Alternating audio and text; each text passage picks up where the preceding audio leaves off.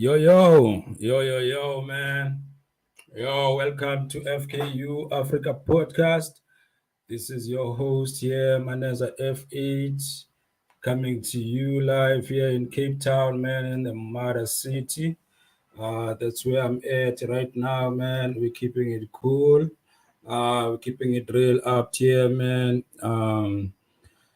We started a new episode, new podcast, Paula Namazocho podcast. It's all about hip hop. It's a music podcast where we get guests looking into our own Cape Town artists, trying to see how have they been doing since we last hear from them during the times of the sessions where we used to go to sessions and watch them perform and also perform with them.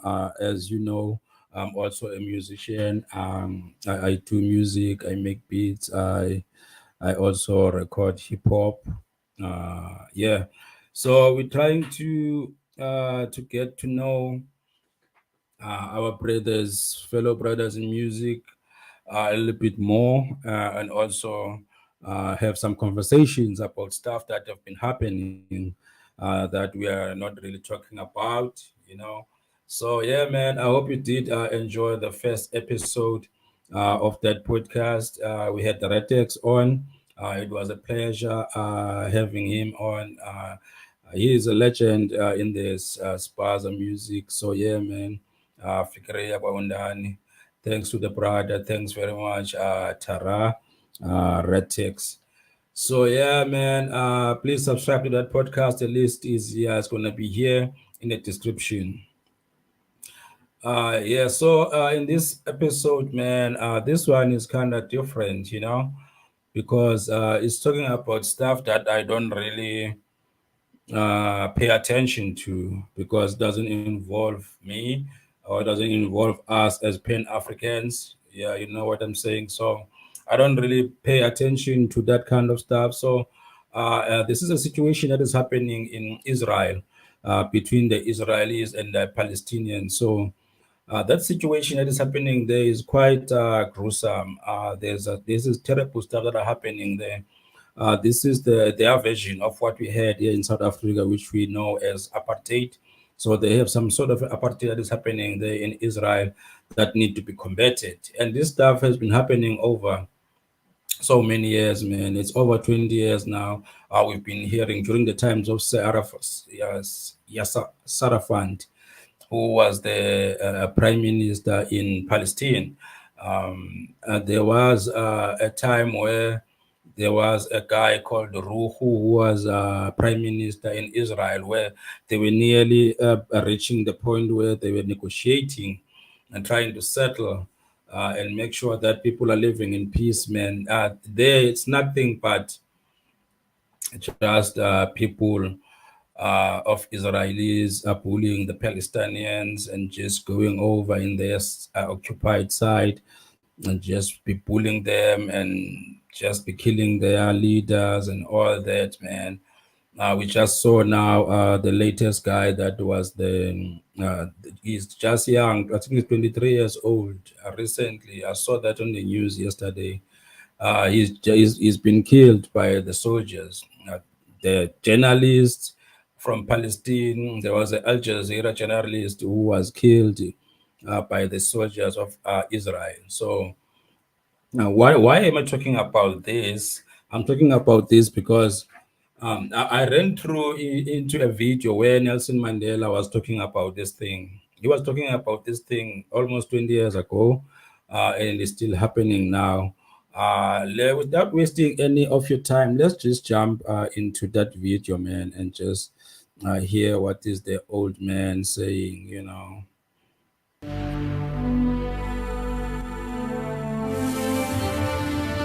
ABC distribution, the videos coming Tonight, from ABC. the issues and the controversy.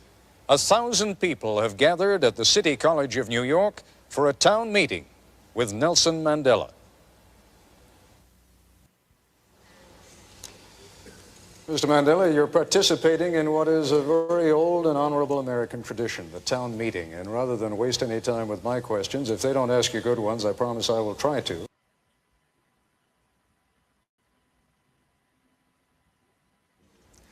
Those of us who share your struggle for human rights and against apartheid have been somewhat disappointed by the models of human rights that you have held up since being released in jail.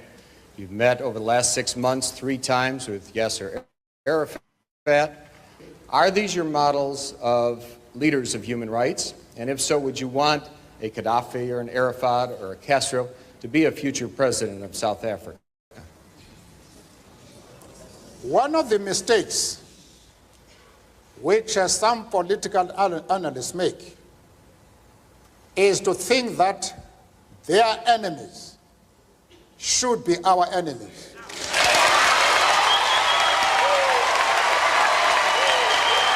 Exactly. That's the truth. It's nothing but the truth, man. Don't make your enemies our enemies, man. That's just it. Our attitude towards any country is determined by the attitude of that country to our struggle.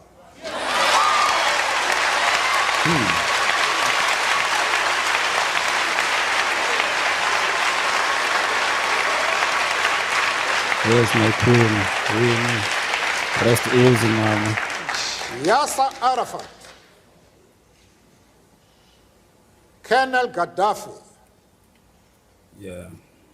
Fidel Castro support our struggle to the hilt.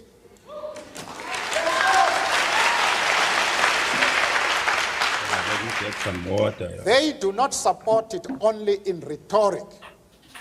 They are placing resources at our disposal for us to win the struggle.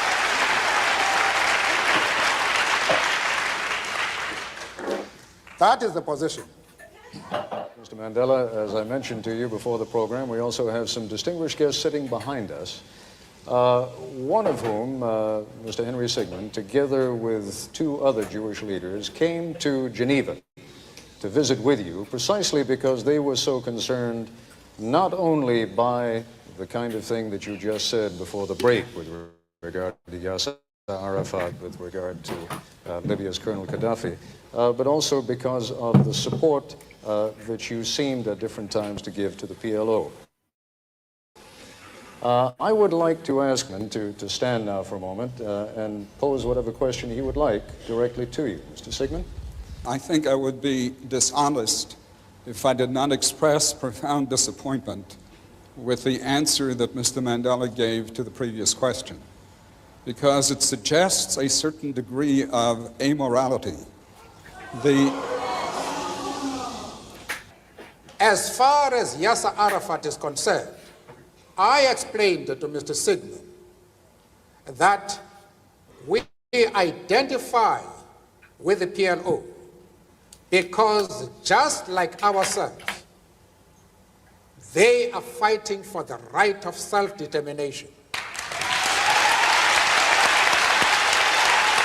Oh, yeah. That's what's up.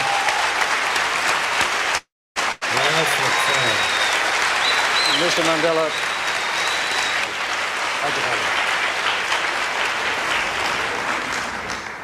we have ripped through the first part of this broadcast extraordinarily quickly. There are still a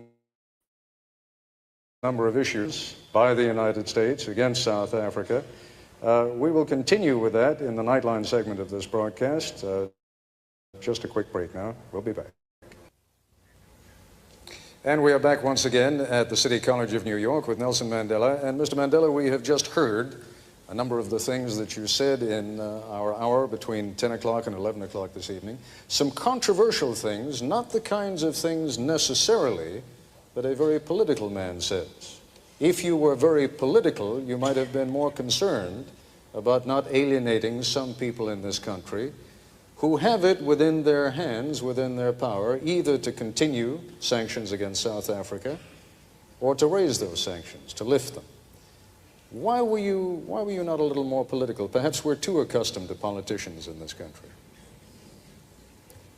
I do not understand what you mean. Perhaps if you clarify what you are referring to.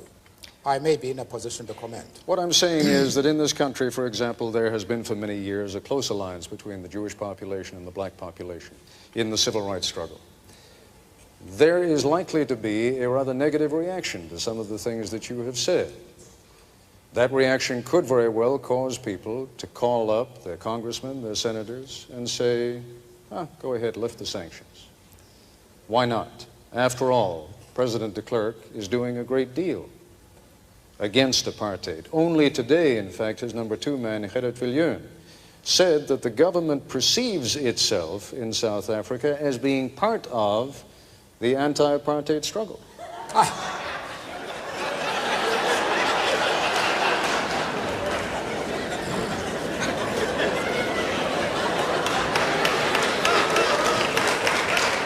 As far as the Jewish question to begin with, I have had discussions at my own initiative with prominent Jewish leaders to straighten out this affair. Amongst the people I saw was Mrs. Helen Suzman, who has been an MP in our country for more than 30 years. There was Mr. Mazens, who has been a judge in Lesotho, Botswana, and the old Rhodesia. There was the chief rabbi of Johannesburg. There was Professor Katz from the University of Witwatersrand, and an eminent community leader in South Africa. We discussed this question and all misunderstanding was clear, the question of Yasser Arafat and the PLO. I have also discussed the question with the Jewish leaders in the USA and very top people like Mr. Sigmund. We reached an agreement on this question and we saw eye to eye. Now, I don't know where your concern arises. The Jewish leaders themselves are able to determine their own affairs. Nobody else is entitled to say that the Jewish leaders are going to be concerned about your stand. Because I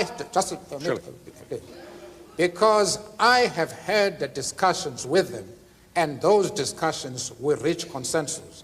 But there are matters, of course, in which we did not agree. But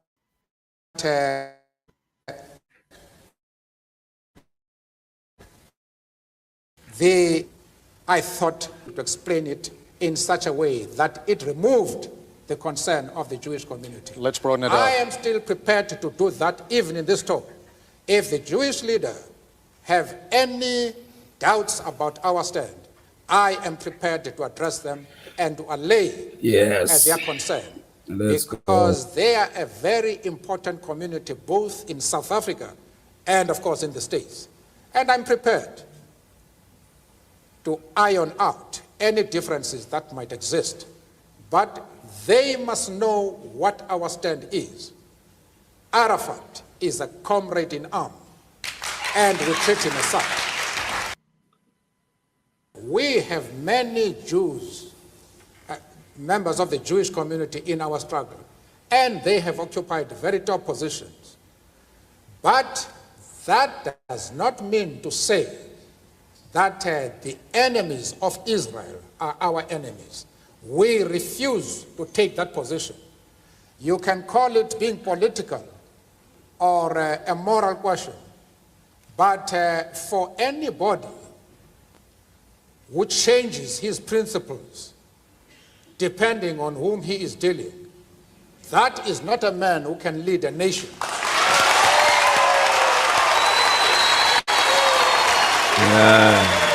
Stand your ground, man.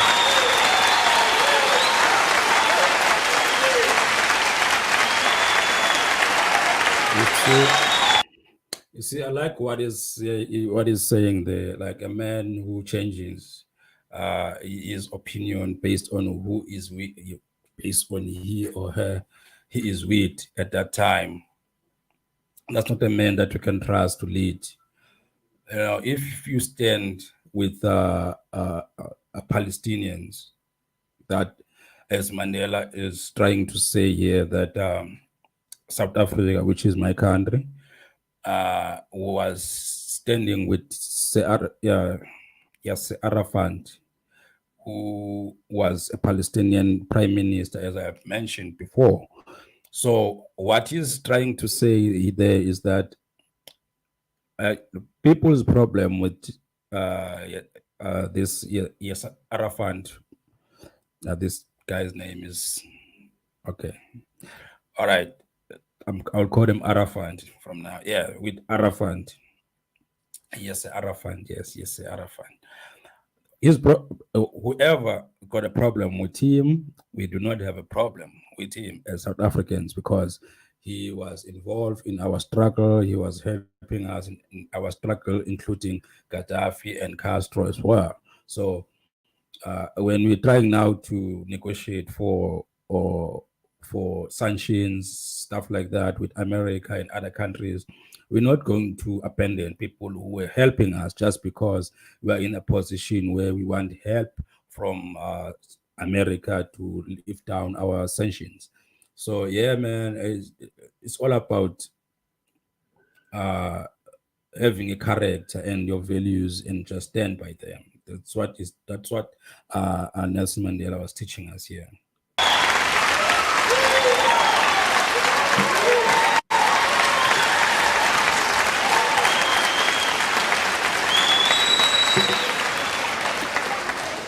Apparently,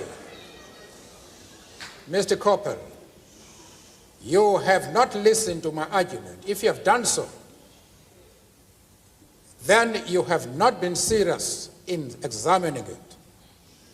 I have replied to one of our friends here that I have refused to be drawn into the differences that exist between various communities inside the USA. You have not commented that I am going to offend anybody by refusing to involve myself in the internal affairs of the USA. of the USA.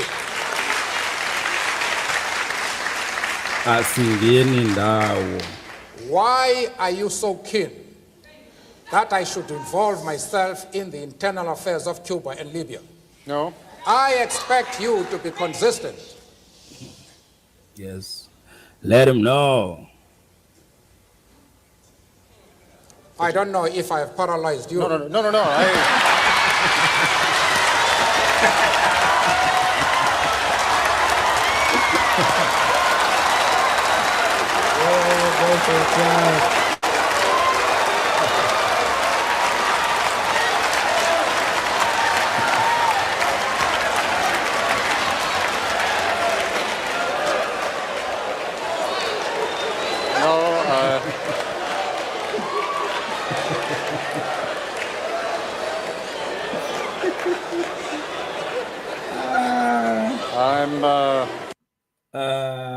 You know what I love about Nelson Mandela, man?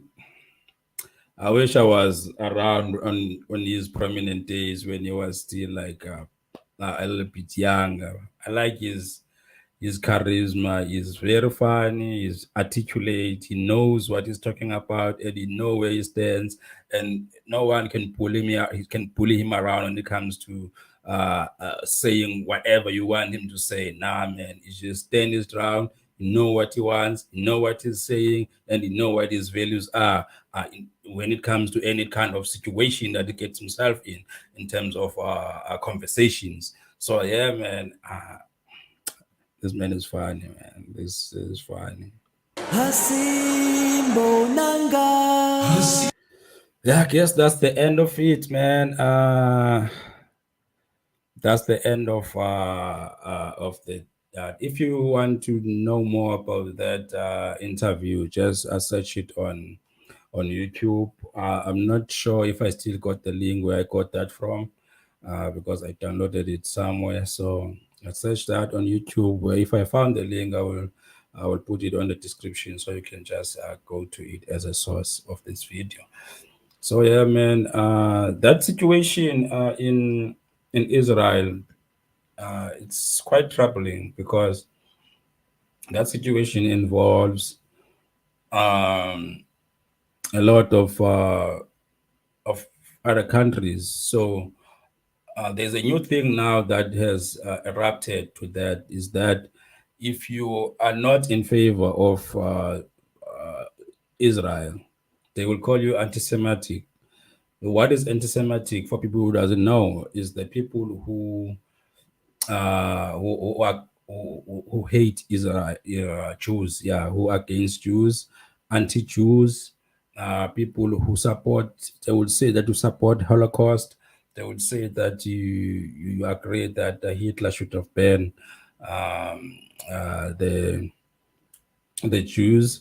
That is what the situation is now. If you do not agree with whatever Israel is doing, they start to label you as you are anti-Jew, anti-Semitic, and all these kind of words. Holocaust in denial, denier, all these things.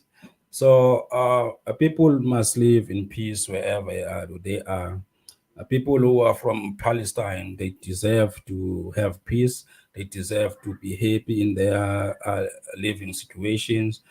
People from Israel, they need to try to make sure that they stop this thing, because what is happening now, every time they are close to elections, they tighten up these attacks, these killings, this oppression, this apartheid. They tighten it up. Everyone who's in power wants to make sure that the public knows that he was more stricter, was more cruel, he was more everything. So us as people who are observing this situation, we need to rally around Palestinians and make sure that we support the initiatives that are happening throughout the world. People who are trying to get Israel to be sanctioned so that they can stop what they are doing. People can not believe that there is still apartheid happening in other countries. There is still oppression that is still happening there, because if you are an Israeli, you are a Jew. If you are a Palestinian, mostly they are Muslims. So if the people from where Israel occupied the side of Palestine, they cannot go and walk by certain roads if you are not a Christian or a Jew. They cannot go to certain schools. They cannot go to certain shops. And there's still a lot of segregation that is happening in there that needs to be stopped, man. Yeah, thanks for watching the podcast. Don't forget to check out Spola Namazocho podcast. Search that Spola Namazocho podcast. The link is in the description here. We have Weary Tea that is coming in on the next episode. Is coming in every Wednesday. Every Wednesday at 1 o'clock. Ixesha lamadoda. Check that out, man. We out. Fikiria kwa undani ndugu. Tamaku. We are out. Check Sipola Namazocho.